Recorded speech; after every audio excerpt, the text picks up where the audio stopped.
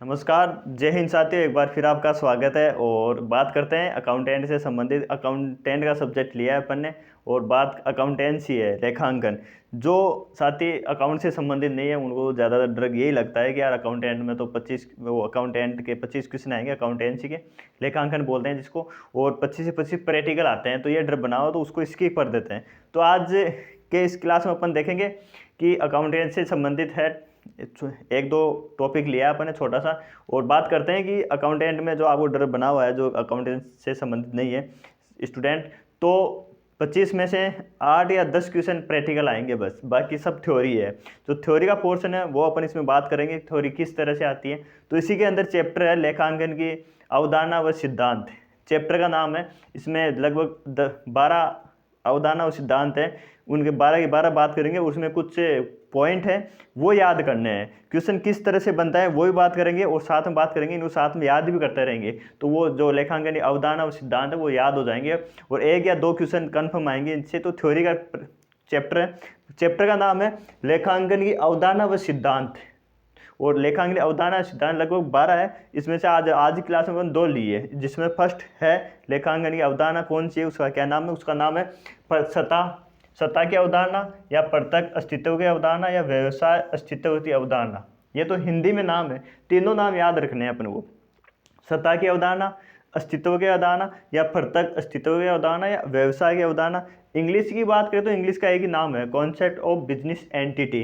Entity याद रखना है, अगर इंग्लिश में अपन याद में करें ना इंग्लिश का एक ही वर्ड याद रखना है, एंटिटी। एंटिटी मतलब पूछा है उसने कि जैसे ऑप्शन कभी कभार एग्जामिनर होता है हिंदी वाले शब्द दे देता है, हिंदी का ही देता है, इंग्लिश में एक ही है एंटिटी, बस इसको पकड़ लेंगे तो पता चल जाएगी एंटिटी की क्या क्या उसमें प्रावधान है। तो इसमें है कि सत्ता की अवधारणा, प्रत्यक्ष अस्तित्व अवधारणा, व्यवसाय अस्तित्व की अवधारणा है। अब इसके अंदर बात करेंगे क्या क्या है, इसमें क्वेश्चन किस तरह से बनता है इस अवधारणा से रिगार्डिंग। तो इसके अंदर कुछ बेसिक चीज़ें दी गई है कि किसको कहा गया है। तो इसके अंदर व्यापार होता है, व्यापार के अंदर एक व्यापार होता है, एक व्यापार को स्टार्ट करने वाला होता है जिसको बोलते हैं स्वामी। तो इसके अंदर स्वामी और व्यापार का जिक्र किया गया है। तो क्वेश्चन ऐसे बन सकता है कि किस अवधारणा के अंदर व्यापार को अलग और स्वामी को अलग रखा गया है। तो वह अवधारणा है प्रत्यक्ष अस्तित्व अवधारणा, या व्यवसाय की अस्तित्व अवधारणा, ये सब है ना। तो क्यों और या प्रत्यक्ष अस्तित्व या सत्ता की अवधारणा। तो इसमें 6 पॉइंट है, 6 पॉइंट समझाऊंगा मैं साथ में भी। जैसे क्वेश्चन ये दे सकता है कि सत्ता अवधारणा में कौन सा वो जो दे रखा है कौन सा ऑप्शन सही है। तो एक हो सकता है कि स्वामी अलग व्यवसाय अलग। इसमें 6 पॉइंट है, 6 पॉइंट देखते हैं अपन कि जो अवधारणा उसमें यह बताया गया है कि जो स्वामी है ना, व्यापार को शुरू करने वाला, स्वामी अलग होता है और व्यवसाय अलग होता है। एक क्वेश्चन ये बन गया कौन सी अवधारणा के अंदर स्वामी अलग व्यापार अलग होता है। तो सत्ता की अवधारणा, प्रत्यक्ष अस्तित्व की अवधारणा, या व्यवसाय अस्तित्व की अवधारणा। तो क्या हो गया इसके अंदर फर्स्ट टाइम कि स्वामी अलग होता है ना, और व्यवसाय या व्यापार अलग होता है, दोनों अलग अलग होते हैं। कौन सी अवधारणा में, सत्ता या अस्तित्व अवधारणा या प्रत्यक्ष अस्तित्व अवधारणा के अंदर क्या प्रावधान किया गया कि व्यापार अलग और मालिक अलग या स्वामी अलग। एक पॉइंट ये हो गया ना। सेकंड पॉइंट है कि स्वामी की लेखा पुस्तकें अलग होगी और जो व्यापार है ना उसकी लेखा पुस्तकें अलग होगी। मान लो आपने कोई बिजनेस कर रखा है, मैंने कोई बिजनेस कर रखा है, तो मैं जो व्यापार में जो लेन देन करूंगा उसकी लेखा पुस्तक अलग होगी, और जो मैं घर पे खर्च होगा या मेरा पर्सनल यूज होगा खर्च होगा उसकी पुस्तकें मैं अलग बनाऊंगा। ऐसा नहीं होगा कि मैं व्यापार का मालिक हूँ तो मैं जो चाहूँ व्यापार से ले सकता हूँ, उसी में खर्च हो रहा है, उसी में ऐड हो रहा है, उसी में निकाल, ऐसा नहीं है। तो कौन सी अवधारणा है जिसके अंदर लेखा पुस्तकें अलग होगी, व्यापार की अलग होगी, स्वामी की अलग होगी। तो वह कौन सी है, सत्ता की अवधारणा, प्रत्यक्ष अस्तित्व अवधारणा। तो स्वामी अपने पुस्तकें अलग बनाएगा, व्यापार की अलग बनाएगा। नंबर 2। नंबर 3 है स्वामी को व्यापार का लेन देन माना जाता है, लेनदार माना जाता है। कौन सी अवधारणा है जिसके अंदर स्वामी को व्यापार का लेनदार माना जाता है। प्रत्यक्ष अस्तित्व अवधारणा, सत्ता की अवधारणा, व्यवसाय अस्तित्व अवधारणा। तो व्यापार में इसको लेनदार माना गया है, ठीक है। तो स्वामी को व्यापार का लेनदार, कौन सी अवधारणा, प्रत्यक्ष अस्तित्व अवधारणा। फिर बात करते हैं स्वामी की पूंजी है ना, जो भाई जो भी मालिक है पूंजी लगाएगा व्यापार करेगा, तो जो उसकी पूंजी होती है उसको बैलेंस शीट के दायित्व पक्ष में दिखाया जाएगा। कौन सी अवधारणा है जिसके अंदर स्वामी की पूंजी को दायित्व पक्ष में दिखाया जाता है, सत्ता की अवधारणा, प्रत्यक्ष अस्तित्व अवधारणा, या व्यवसाय अस्तित्व अवधारणा। तो स्वामी की पूंजी को बैलेंस शीट के दायित्व पक्ष में दिखाया जाता है। ठीक है, नंबर 4।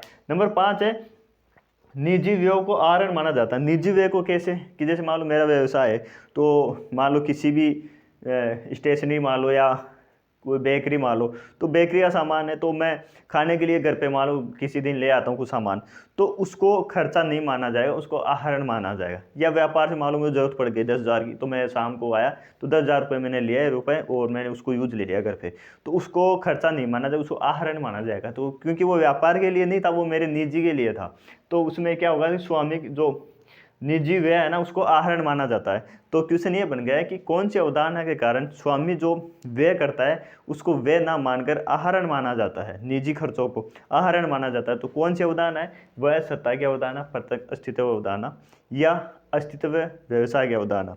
तो खर्चा होगा ना, निजी की खर्चा होगा, उसको व्यवसाय उसकी आहरण माना जाता है।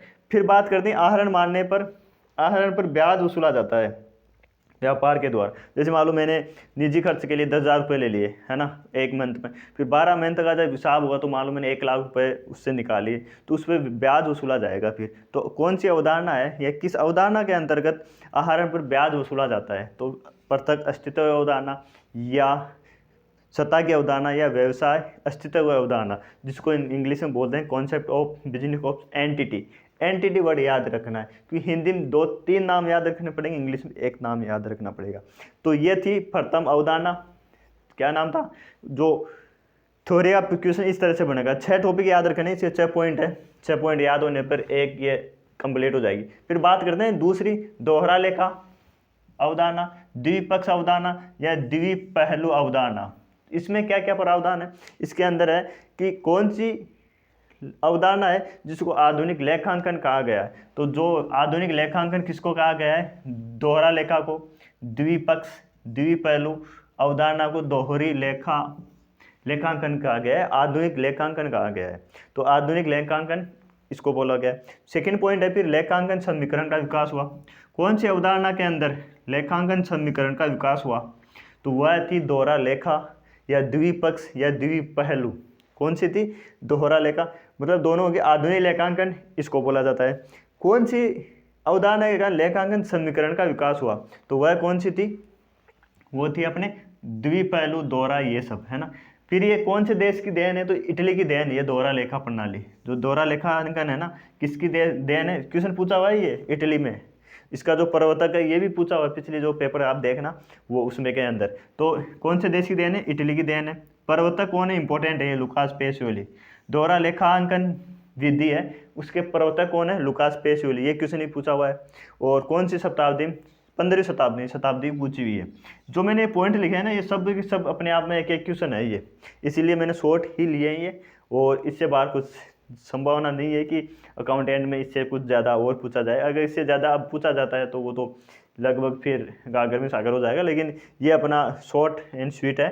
फिर बात करते हैं कि कौन सी अवधारणा है? दान समान डेबिट होगा, समान क्रेडिट होगा। जितना क्रेडिट होगा उतना ही डेबिट। तो समान डेबिट समान क्रेडिट अवधारणा कौन सी अवधारणा का है? कौन सी अवधारणा का सिद्धांत है? वह दोहरी लेखा द्विपक्ष द्विपहलू अवधारणा का सिद्धांत है। तो फिर है लेखांकन समीकरण, या अभी आपने बताया था लेखांकन समीकरण का विकास किससे हुआ था? दोहरी लेखा से। लेखांकन समीकरण, अब ये इंपॉर्टेंट है कि लेखांकन समीकरण का फॉर्मूला क्या है? दायित्व प्लस पूंजी बराबर संपत्ति होता है। मेन यही है। फिर इससे अपन कोई सा भी बना सकते हैं। कैसे बना सकते हैं? जैसे दायित्व प्लस पूंजी है, इसमें अपन देखते हैं दायित्व प्लस पूंजी प्लस दायित्व प्लस